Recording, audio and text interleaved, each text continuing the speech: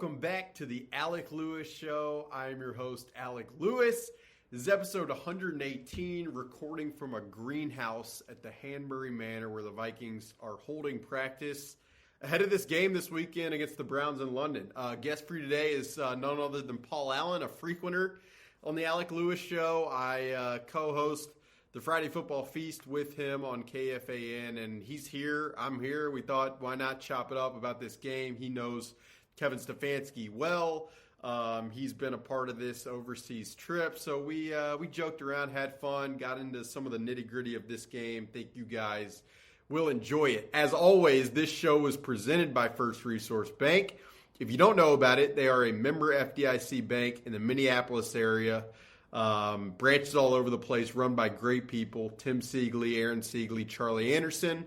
The link to their locations and how to set up an account with First Resource is in the description below. If you're new here watching on YouTube, please hit the subscribe button. It helps us out. If you're listening on Apple or Spotify, you can rate and review and follow and all of that good stuff. Been a wild ride, obviously being here for now a week's time. Looking forward to Sunday's game and seeing how this thing goes. Should be an interesting one.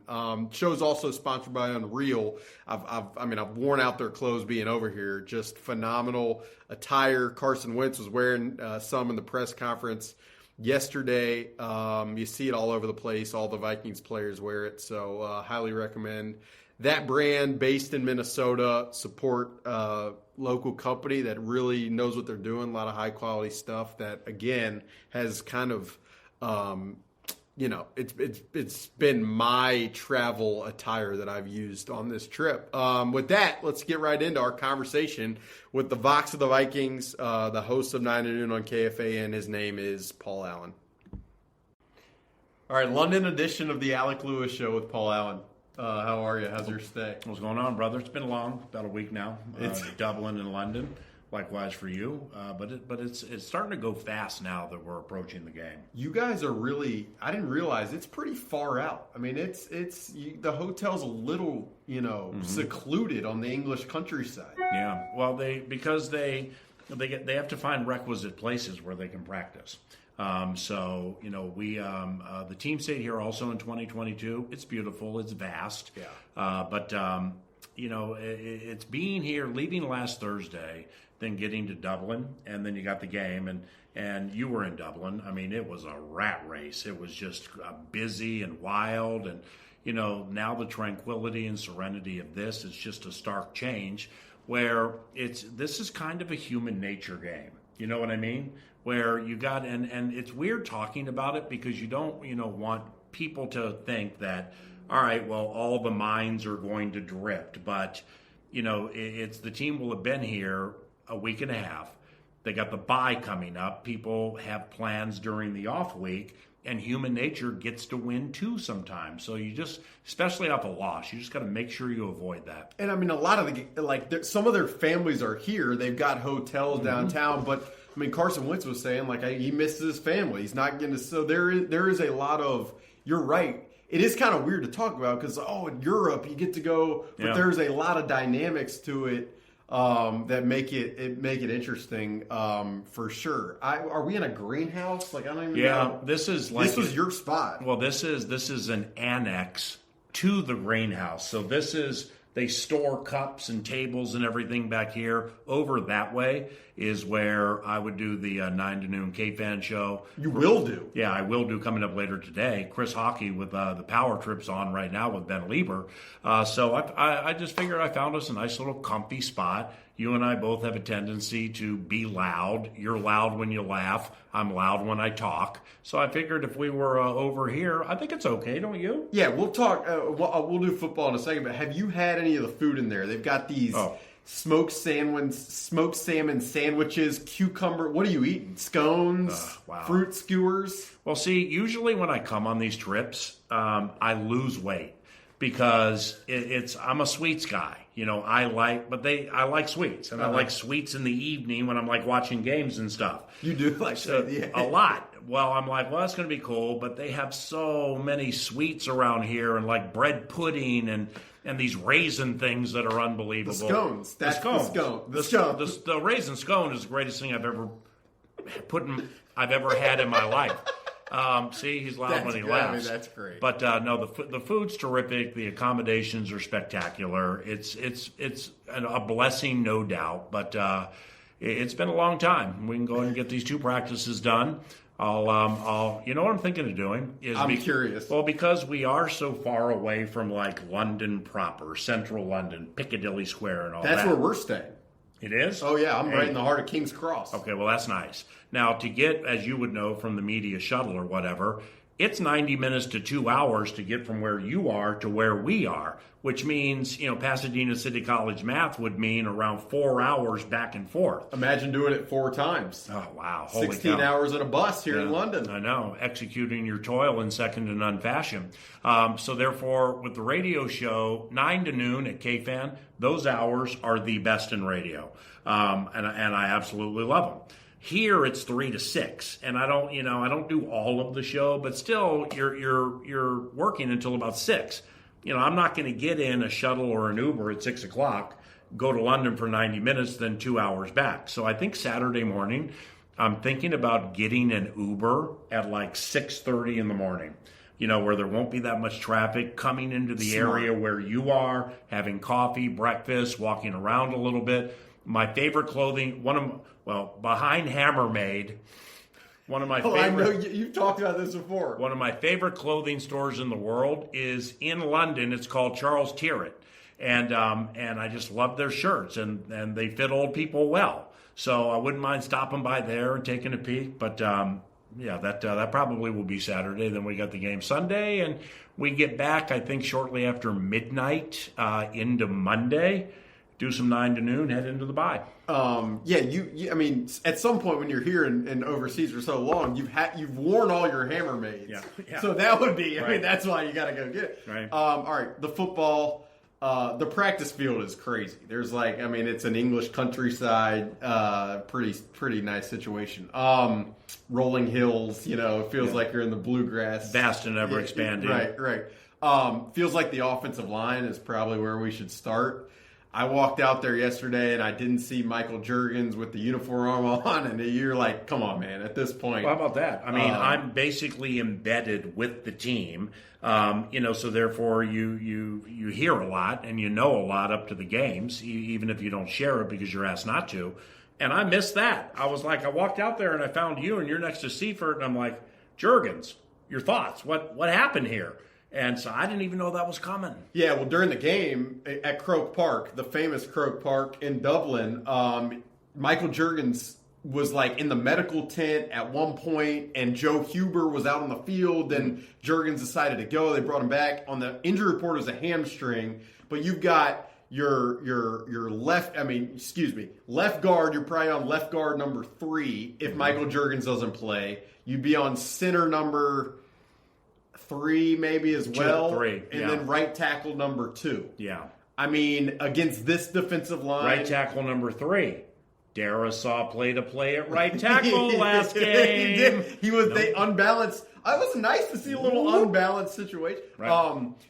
Against this defensive line, Myles Garrett, Malik Collins guy, nice, number 1 in pass rush win rate. Easy for me to say. Is he really? Pass rush win rate among interior defensive linemen. He's number 1. Yeah. Mason Graham, the first round pick. They've got Isaiah McGuire, went to Mizzou. Mm-hmm. What do you think? You're leaving out an A topic. Shelby Harris. Shelby Harris has been pretty good. Backs up Malik Collins. And I can take Vikings fans back to, it was a game the Vikings were playing against the Denver Broncos at US Bank Stadium. And they got down 21-0 at halftime. And I had never heard of Shelby Harris. And he was young in his career. And I'm like, this Shelby Harris is unfreaking believable. He's so strong. And that's kind of a common thread with this Browns defense. Yeah. Garrett, big and strong. Harris, Collins, big and strong. The Missouri guys, big and strong. I wonder, I watched back I watched back all of Cleveland's offense in the game against Detroit to memorize numbers and stuff like that. I didn't really watch a lot of their defense. I'm just curious what kind of a season the Michigan rookie is having, Mason Graham. He has a half sack. He's averaging like maybe 2-3 tackles a game. He wasn't a huge sack guy at Michigan, but he was as impactful of an interior defensive lineman in college as you would see. I've just, brought him up in a couple of interviews around here, and I'm not getting anybody to elaborate on him or be like, oh, hey, oh, yeah. That's not happening. So I just wonder what kind of a player he is. They do. The one interesting thing with their defensive line, and you're right, like they fly off the ball. It is, I mean, on third down, it is like they are race cars at the starting line, and I mean, it is full speed ahead, go. Kevin O'Connell mentioned this yesterday, but they do this thing where I don't think Mason Graham has been phenomenal as a one-on-one matchup guy, but they will stunt their interior guys and have Malik Collins ram one of them, and Graham will loop around, and that can be tough. And you know this, like this Vikings offensive line with stunts over time, like that has been an aspect of the offensive line that I think we've all had to watch. So it will be interesting.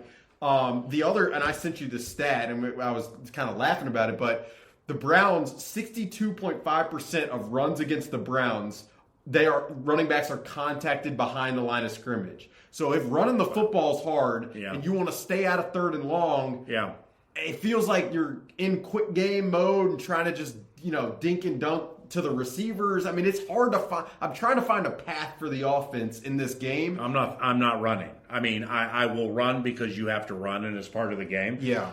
You know what? And with Denzel Ward and Greg Newsome, and their nickel, Grant Delpit, is a really, really good downhill safety. He can cover, but I mean, he's really good downhill blowing you up.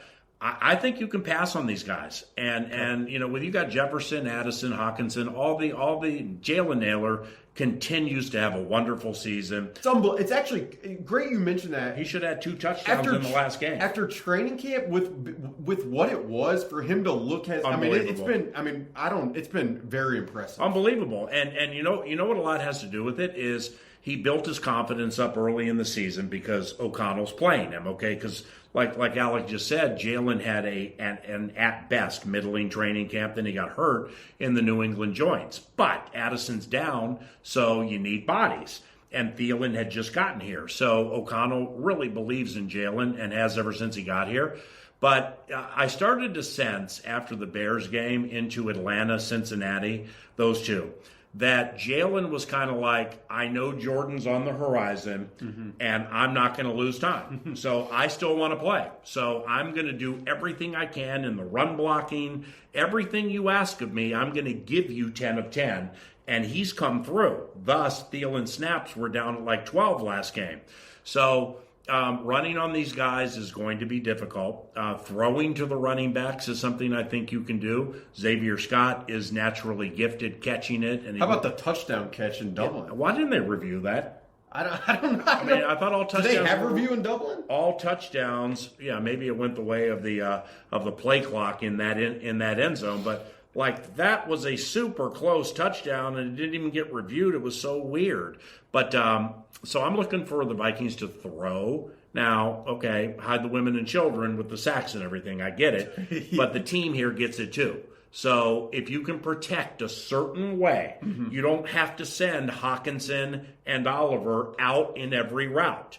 Okay, so therefore you can use 7, maybe with a back to make it 8, if you have a belief that the 3 I have, let's say they are Jefferson, Addison, and Naylor.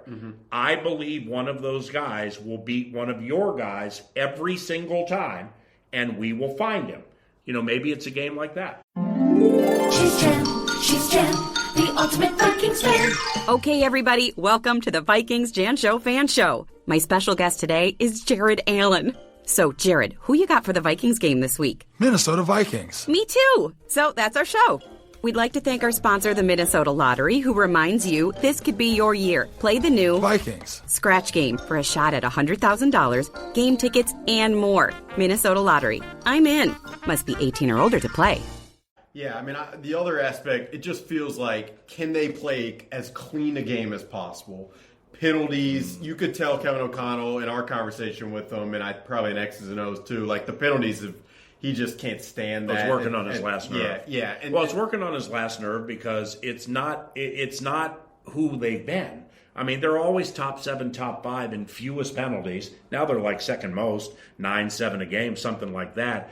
And in league circles, to get into the weeds a little bit, and I have no confirmation on this, it's just kind of, riding a vibe, having done it as long as I have, is like when it comes to coach cred, like your friends around the league. That's interesting. It's like, I'm saying, texting or talking like, dog, what are we doing here with all these penalties? It's they're jumping offside on offense. You're getting 15-yard penalties senselessly in key points of the game. It looks a little unorganized. And as well as anybody, man, that the O'Connell, Kwesi Adolfo, Mensa regime, it may never win a Super Bowl. It may win 4. But one thing is it's organized. They are organized and squared away here. And when you are a team that amasses a voluminous amount of penalties, it just looks like you're willy-nilly. You're not organized. Right. The intentionality behind it isn't showing up. And that's not them. Yeah, it's like it is a clean, organized feel that isn't there. Real quick, Kevin Stefanski, we could joke about Joe Flacco not playing this game. I feel bad. They're not going to get. You might have to let that go, okay, from the Indianapolis game last year.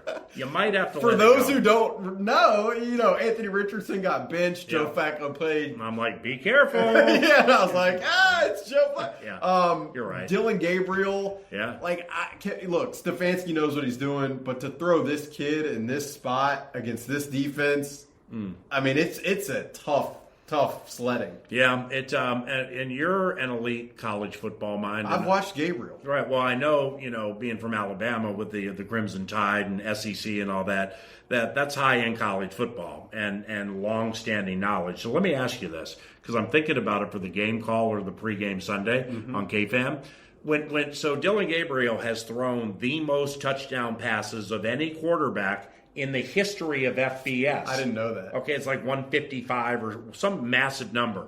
Does that deserve an asterisk because of 6 years? Well, he played 6 years. Yeah, it definitely deserves an asterisk. But he played at UCF, then Oklahoma, then Oregon. He bounced everywhere. Yeah. He's very interesting in that he's like tiny, small guy. 5'11". But he's athletic. He has a lot of velocity in his arm. But a lot of people say like quick decision maker, doesn't turn the ball over a lot. But again, it's just a tough. It is. Yeah, well, that obviously deserves an asterisk. You know what is so? What I like to do when there's like somebody new playing in a big spot, Dylan Gabriel, I will go back to their last year in college and like, okay, cool, you got all these touchdowns. He has 60 passing touchdowns the last 2 years, and at Oregon, so he's going against decent teams. All right, well, what do you do in the big games? Yeah. So I looked and went through the game log and just kind of what he did in 2 games last year against Ohio State. 4 touchdowns, 0 interceptions, I believe. They beat them one time. The last one in the college football playoffs, they got beat, and they got beat pretty good. I don't think he had a lot to do with it because his stat line seems to be pretty good. So in those big moments, he stepped up. Kevin Stefanski is probably the best friend that I've had in my 24 years calling Vikings games. I started in 2002. Mm-hmm. He came here from Philly in 2006. Quality control, right-hand man to Brad Childress. His father, Ed, was the general manager of the New Jersey Nets at that time. That's crazy. I love the NBA, so I just really hit it off with the Stefanski family. We still stay in touch. So, yeah, I love Kevin. Man, he's got some problems there, not only with that offense right now, injuries and just lack of productivity. But, you really don't want, and my daughter Nicole just graduated from the University of Colorado. The Buffalo's offensive coordinator is Pat Shurmur, who used to coordinate here, and I know Pat really well. So I get back there quite a bit, and I'll chat with Pat and stuff, and, about Travis Hunter and Shedeur Sanders and your guy Jimmy Orr Jr. So, like Pat's never going to tell me, and he's not going to rip Shedeur Sanders while he's playing there. I never heard anything bad about Shedeur, but, having a daughter that was on campus with all these guys, Shedeur's big man on campus, man. Yeah. He just is. He's on the quiet side from what I understand. But all this stuff after what Rex Ryan said, and then that interview in the locker room where he acted like a mime or whatever. I mean, I just know Kevin, and I asked Kevin to come on the 9 to noon show this week. I texted him, and he was like, love you. Worst week? No. I'm like, cool, see you at the combine. Right. Sorry I asked. I didn't know about all these injuries that were just hitting you right now. So his mind's spinning, Kevin's. But, I mean, it's, okay, Joe Flacco is a bastion of class. So, therefore, when you ask him to go back, that's probably not easy. No. Elevate Dylan. Now your third quarterback has become the story of the team because of this locker room thing. And that's the last distraction any coach wants. Yeah, it is nuts. You know who's probably starting at left tackle for them, right? Conklin? Probably Cam Robinson. We'll see. Jack Conklin went limited in practice Wednesday. Okay. But this is a left-handed quarterback, so therefore your blind side's the right tackle. So Conklin could be at right. Yeah. What happens to Cornelius Lucas? It's one of the best names. Did you think that question ever would be asking outside of London? What do you think happens to Cornelius Lucas? It's very sad. I'm like, I don't know. I don't know how he and Bitonio handled the twist. But yeah. What about Ethan Pocic? Pocic, LSU. Their right guard, and we get in the weeds hard here. Bitonio, you're about to go on. We both care about it a lot. Their right guard, Wyatt Teller, is one of the best guards in the National Football League. Wait till you see him. He's the bomb. I'll be curious. And Judkins is good. But I mean, you're asking a lot. I mean, now look, the Vikings' run defense is gonna. I mean, it's time for them to have a game. Yeah. It's also tough without Van Ginkel, tough without Blake Cashman. Van Ginkel is so good against the run. The thing about Van Ginkel is he makes plays that you just don't really see, and it's like what ends up being a 6-yard gain would have been a 3-yard gain if he's on the field. But see, when there's no Van Ginkel, and this is with all due respect to Dallas Turner, who also does need to play better, and that's because the expectations are high. Okay, 11 pressures, a sack. I get the whole thing. All right, but there's more attention paid to Grenard, and Grenard's. It's quickly becoming one of my all-time favorite Vikings in my play-calling career. Spectacular. Unbelievably cool guy, down-to-earth, authentic, amazing at what he does. But he gets more attention with no Gink, who I can't see him playing in this game. Since you like minutia, has he been ruled out? He hasn't practiced. Right. It's not happening. So since you like minutia, Vikings defense, they've given up 7 plays this year of 20 yards or more. That's tied for first in the NFL for fewest with Green Bay. How about this? I got done digging this up before you out there. Where'd you dig it up? In some World War II bunker that I almost broke my ankle in.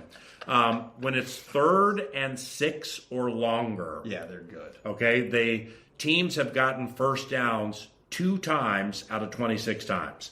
The Steelers were 1 of 5. Before that, the only 3rd and 6 or longer first down they gave up was that Chase Brown 3rd and 12 where nobody could tackle him. Oh, yeah. So that was kind of a weird They ran on 3rd and 12. You're like, what? And then they got it. And they kept dragging people. Yeah. So the defense is coming together with some immortality type stuff like they have the last few years.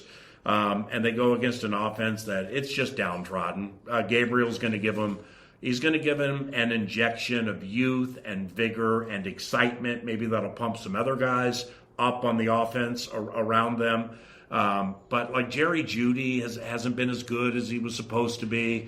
Their second running back, Sampson, can catch. He has a receiving touchdown. Tennessee. Yep, and it came from Dylan Gabriel. So they do have some facets that are okay. Tight ends and Njoku. Yep. This Harold Fannin. That's who it is, 44. 44. Who is this Fannin? Rookie. He's not bad. He's interesting. I never heard of him. Like he was like an analytical, big time draft Bro, guy. I hadn't heard of him until we came into this week, and I'm like, who's this 44 they're lining up in the backfield? H-back, fullback, and tight end. I mean, 44 Fannin. Don't leave home without him. The other thing, and we'll go get some scones in a second, but the other thing, the Steelers did a ton of unbalance where they had an extra offensive lineman next to this Darnell Washington, who's like an offensive lineman. Good point. And they had, and the Browns, I do give them credit, formationally, Stefanski, they get creative, and they will do some unbalanced stuff too. So, like the run defense, again, it's a critical aspect of this game. And I also, like the score is huge. Whoever can generate an early lead and make the other team drop back pass, it's going to be huge. Well, it lastly here on what you just said. Yeah. This is a cool battle between the Kevins. O'Connell and Stefanski have a high level of respect for each other. I had a chance at the joint practices last summer to sit down with them and interview them at the same time. As my KFAN career highlight for me, long interview. Those guys talking about offense was super sweet. But it's cool that O'Connell in 2015 began with the Cleveland Browns as a quarterbacks coach. His current guy on his current staff, Mike Pettin, was the head coach and gave Kevin his first opportunity to coach. And Stefanski was here for 14 years. That's crazy. Offensive coordinator 2018 and 2019. And between those two, you have three National Football League coaches of the year. O'Connell last year, Stefanski the year before that, Stefanski after 2020. So wow. The mental gyrations and wherewithal in this game, it's going to be a nice little chess match. Yeah, be fun. All right, we'll be at Tottenham. Thanks for doing this in the greenhouse. I'm going to go get a marketing director. Bye. And that'll do it for episode 118 of the Alec Lewis Show. Appreciate you guys being here and watching. If you're new, hit the subscribe button on YouTube. It helps us out. You can rate, review on Apple or Spotify, all that stuff. We appreciate as well. Do 2 shows a week here. Have a lot of fun doing them, even on a journey abroad like this one. Show presented by First Resource Bank, presented by Unreal, sponsored by Unreal. And please support those local companies run by really good people with a lot of high quality in terms of what they're doing. So thank you guys for being here. Stay locked into the coverage. I've got a Instagram account at Alec Lewis Show where I'm documenting all aspects of the travels, and then you can follow the latest on Vikings content over at The Athletic and on social media on Twitter at Alec_Lewis. Talk to you guys very, very soon.